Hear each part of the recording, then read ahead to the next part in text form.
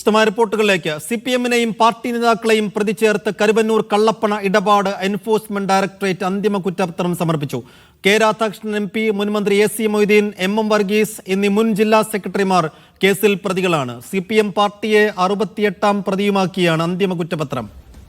Nitin Xavier വിശദാംശങ്ങൾ നൽകും. നിതിൻ, CPM-ന് കനത്ത തിരിച്ചടി ഉണ്ടാക്കുന്ന ഉള്ളടക്കമാണ് കുറ്റപത്രത്തിൽ ആകെയുള്ളത്. എന്താണ് വിശദാംശങ്ങൾ? സൈഫുദ്ദീൻ, കേരള രാഷ്ട്രീയത്തിൽ വലിയ കോളിളക്കമുണ്ടാക്കിയ കേസായിരുന്നു കരുവന്നൂർ കള്ളപ്പണ ഇടപാട് കേസ്. CPM വലിയ തോതിൽ പ്രതിരോധത്തിലാവുകയും പ്രതിക്കൂട്ടിലാവുകയും ചെയ്തൊരു കേസാണ്. നേരത്തെ തന്നെ ഈ കേസിൽ CPM-നെ പ്രതിയാക്കും അല്ലെങ്കിൽ പാർട്ടിയെ പ്രതിയാക്കുമെന്നൊരു സൂചന എൻഫോഴ്സ്മെന്റ് ഡയറക്ടറേറ്റ് ഉദ്യോഗസ്ഥരിൽ നിന്ന് തന്നെ ലഭിച്ചിരിക്കുന്നു. ഇപ്പോൾ അന്തിമ കുറ്റപത്രം കല്ലൂർ PMLA കോടതിയിൽ സമർപ്പിക്കുമ്പോൾ ആ വിവരങ്ങൾ തന്നെയാണ് നമുക്ക് ലഭിക്കുന്നത്. CPM പാർട്ടിയെ 68ാം പ്രതിയാക്കിയാണ് ഇപ്പോൾ കല്ലൂർ PMLA കോടതിയിൽ ഇപ്പോൾ കുറ്റപത്രം ഈ എൻഫോഴ്സ്മെന്റ് ഡയറക്ടറേറ്റ് സമർപ്പിച്ചിരിക്കുന്നത്.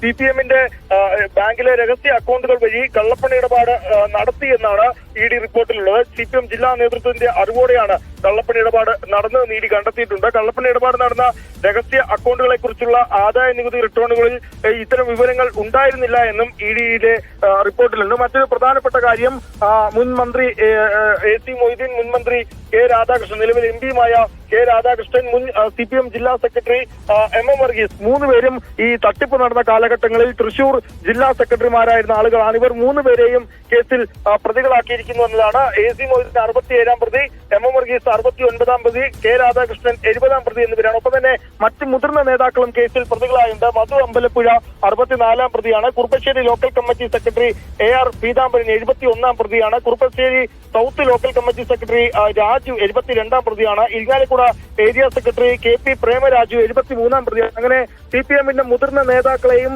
ജില്ലയിലെ പ്രധാന നേതാക്കളെയും പ്രതികളാക്കിയാണ് ഇപ്പോൾ എൻഫോഴ്സ്മെന്റ് ഡയറക്ടറേറ്റ് കേസിൽ കരുവന്നൂർ കള്ളപ്പണ കേസിൽ കല്ലൂർ PMLA കോടതിയിൽ അന്തിമ കുറ്റപത്രം സമർപ്പിച്ചിരിക്കുന്നത്. രാഷ്ട്രീയമായും CPM-ന് വലിയ തിരിച്ചടി തന്നെയാകും ഈ കുറ്റപത്രം സമർപ്പിക്കുന്നതിലൂടെ.